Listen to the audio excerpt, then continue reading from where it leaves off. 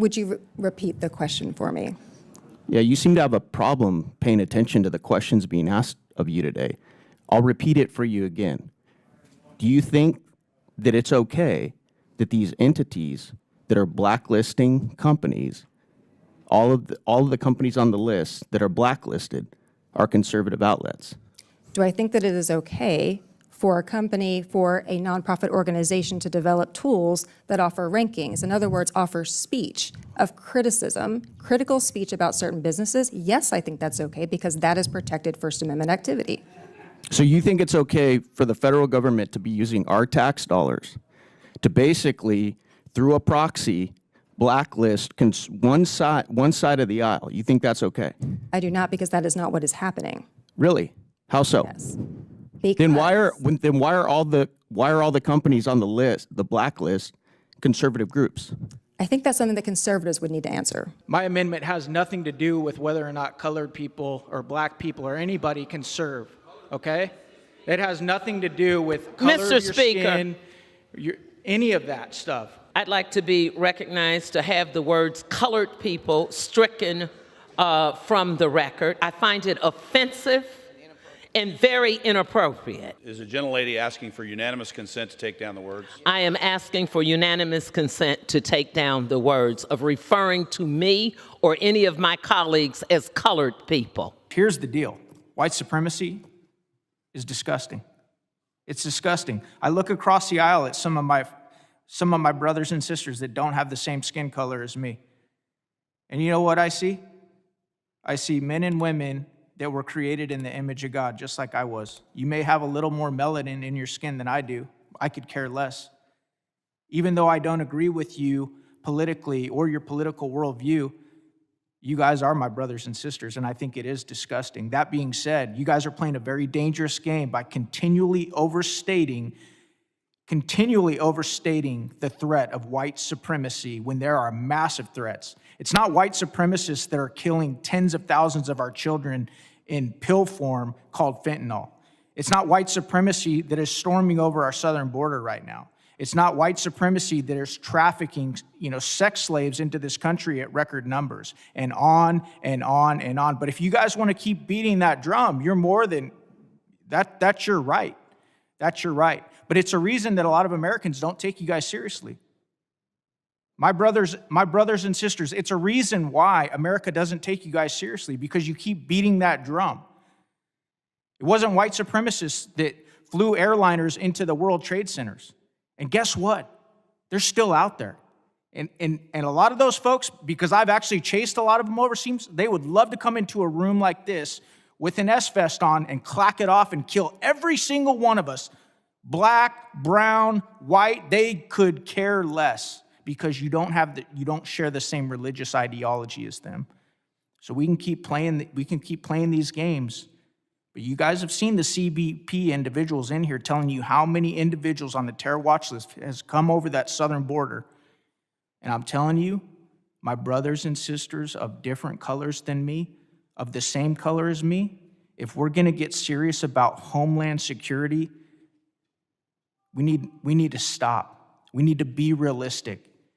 And yeah, I don't know a member on this side or that side that doesn't think legitimate, real white supremacy is disgusting, because it is. Any type of supremacy is disgusting. Anytime we devalue anybody or hurt them or harm them with violence because of their skin color is disgusting. Well, I really appreciate the lecture from my colleague from Arizona. The problem is that he's speaking, of course, anecdotally. So let's look at what our actual executive branch agencies in charge of overseeing white supremacy, overseeing the homeland. Let's look at the Homeland Threat Assessment, which says, among DVEs, domestic violent extremists, racially and ethnically motivated violent extremists, specifically white supremacist extremists, will remain the most persistent and lethal threat in the homeland. Confirmed by the director of the FBI. Now, I know all of a sudden you all on that side want to defund the FBI, you want to defund the ATF, but the director of the FBI, a Trump appointee, has said that the biggest threat to our homeland is not global terrorism, it is domestic terrorism. And we have these witnesses up here who are trying to tell us, and Mr. Erickson, in his opening statement, let me just point this out. This is the big example that we need to be so worried about, because in Atlanta, apparently, there were 23 individuals arrested for crimes ranging from vandalism to assault. We have 650 people who are murdered in mass shootings every single year. Almost 2 per day mass shootings. Sorry, 600 mass shootings, far more people. And we're supposed to be talking here about vandalism. Give me a break. You can't sit here, Mr. Erickson. You were an employee of the Department of Homeland Security, and I want to get to that in a minute. You can't even acknowledge what your own agency said, that the biggest domestic terror threat is white nationalism, white supremacy. You're trying to get us, gaslight us up here as if Antifa, which Mr. Rosas, apparently the expert now in organized terrorist activity, has overruled the FBI director who says, there's a headline, says Antifa is an ideology, not an organization. No. Let's not listen to the FBI director. Let's listen to, sorry, what's your title? Senior writer at Town Hall, who is going to tell us that the FBI director is wrong. And I'd like to introduce, there's no question. I'd like to introduce, by unanimous consent, an AP article saying the FBI director says Antifa is an ideology, not an organization. Without objection, so ordered. Can I respond to that? No, you cannot. I didn't ask a question. I now recognize Dr. Franks for her 5-minute opening remarks. Thank you. As noted in my introduction, I am a law professor at the George Washington Law School, and I specialize in the intersection of the First Amendment, technology, and civil rights. I'm also the president of the Cyber Civil Rights Initiative, which is the leading U.S. nonprofit organization focused on combating image-based sexual abuse. The fact that critical speech may lead to negative consequences for those who are criticized, such as a decline in popularity or in revenue, merely indicates that the speech is effective, not that it is censorship. Competition is not censorship. Counterspeech is not censorship. Research is not censorship. Providing information to businesses about other businesses is not censorship. Efforts to convince consumers, advertisers, and the public that certain content is false, is fraudulent, harmful, extremist, harassing, or exploitative is not censorship. None of this changes just because the government may have provided funding for the speech in question. While, as the Supreme Court has held, government officials cannot attempt to coerce private parties in order to punish or suppress views that the government disfavors, the government is allowed to speak on its own behalf and to take sides in controversial matters. The government is allowed, for example, to promote military enlistment and war bonds during wartime without also having to promote messages that discourage those efforts. The government is allowed to fund certain messages or perspectives and not others. Misinformation researchers have been vilified, defunded, harassed, and threatened, including by members of Congress. This is government officials using taxpayer dollars to instigate hearings, subpoenas, lawsuits, document requests, and investigations to literally shut down speech that they do not like. And unlike the federal funding programs attacked in this hearing, these actions by government officials are not merely encouraging speech that they prefer, but punishing the speech that they fear. These efforts have been chillingly effective. It was announced recently that the Stanford Internet Observatory, a cross-disciplinary program that provided in-depth analyses of social media's role in child exploitation and the spread of false information about elections and vaccines, may be shutting down amid the political and legal attacks that have, as the Washington Post says, have cost a pall on efforts to study online misinformation, attacks that have included lawsuits, document requests, threats of physical harm, including the targeting of student volunteers. This is what censorship looks like. Government-led efforts to directly suppress disfavored speech as well as to leverage third parties to assist in those efforts. The harassment and silencing of misinformation researchers, especially in a year when a record-breaking number of elections will take place around the world, threatens free speech and democracy on an unprecedented scale. If Congress genuinely wants to address the threat of censorship, it should start by acknowledging that the call is coming from inside the House. Thank you. I want to start with you, Ms. Franks. I believe you said the government has the right to participate in expressing its viewpoint. Is that what you said? Yes. Okay. Well, I don't, respectfully, Ms. Franks, I don't think that's what we're really talking about here today. We're not talking about the government expressing its viewpoints. What we're really talking about is when the government pays and uses taxpayer dollars to fund these entities that we're talking about here today that actually discredit some of these news sites and drives away their advertisers. Do you think that's fair as well?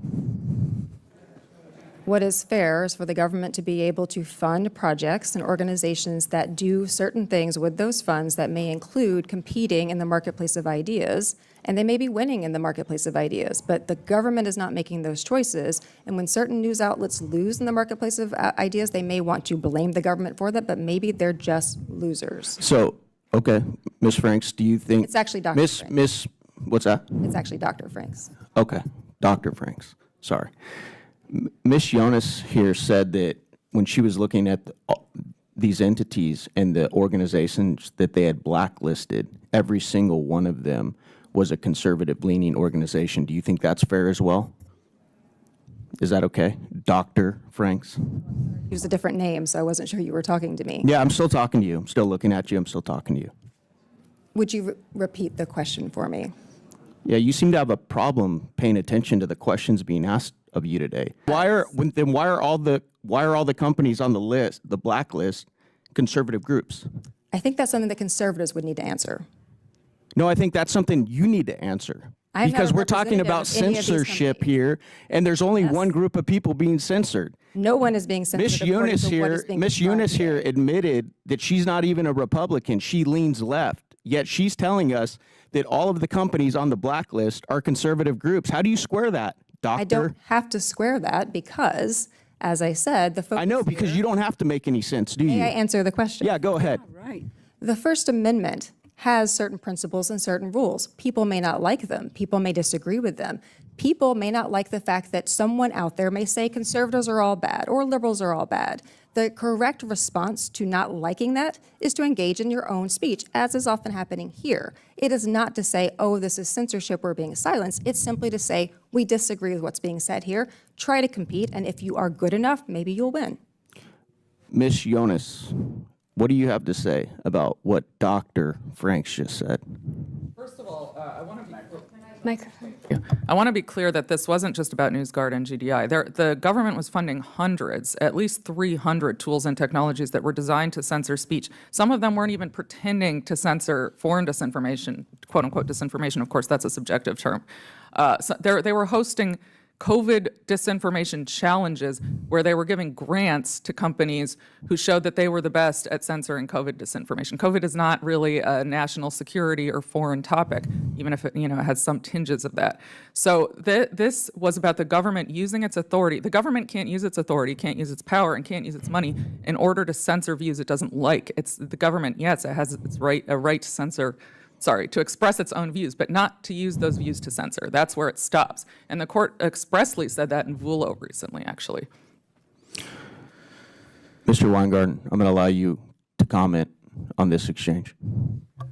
I just say briefly, we've heard a robust defense of the government's purported right to speak, which, as we've established, really looks like a right to censor. And the censors portrayed as the victims here, but American speech en masse has been censored by this censorship industrial complex on a slew of issues that expressly reflect protected political speech. And if a stop isn't put to it, we're going to lose this right in toto. Thank you. Mr. Chairman, I yield back. My amendment specifically prohibits DOD from considering race, gender, religion, or political affiliations or any other ideological concepts as the sole basis for recruitment, training, education, promotion, or retention decisions. Mr. Speaker, this is wrong, and we are better than that. It is very difficult as a black woman for me to stand on this House floor and have my colleagues say that there is no value, there is no need for diversity, equity, and inclusion. Yeah, I think it's interesting that my colleague talks about the divisiveness of this amendment.